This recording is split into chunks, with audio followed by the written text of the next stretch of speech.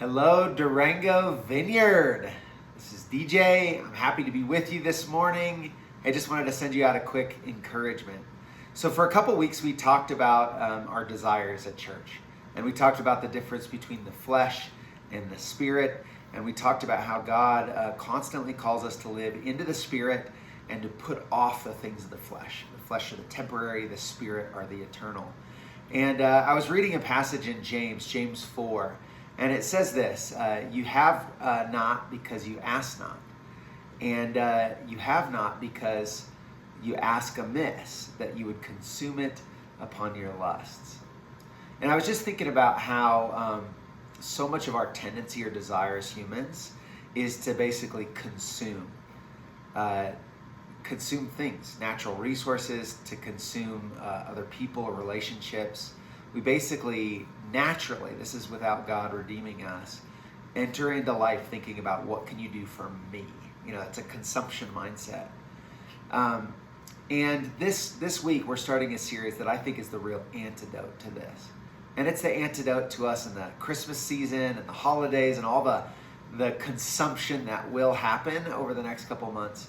And that is to care for the poor.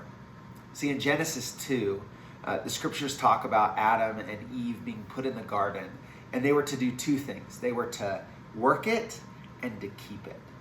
And those two words are very rich, and I think they lead us back to what our original purpose is. To work is to labor. It actually means to worship, and it means to really give full effort and energy for something. And then to keep is to protect. It's to be a guardian for.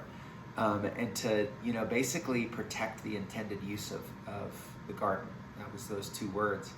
And for us, there's something huge that happens when we recognize that God has put us on this earth to work it and keep it, to protect it. And that's why in this series, we're going to talk about the poor in the gospel. The series is called The Gospel with the Poor, because every time the gospel is preached in the scriptures, what happens is it turns us into people who want to work on behalf of the poor and those who have experienced injustice in this world. And so I want to invite you to come and participate over the next month. I think it's going to be a rich time for our church, hearing stories from people who have been changed and find their hearts being really given out towards those who have needs around us. And then also we're going to hear some stories from people who are in need, recognizing that they really do need the help of others. And I think it's going to draw us back to this purpose.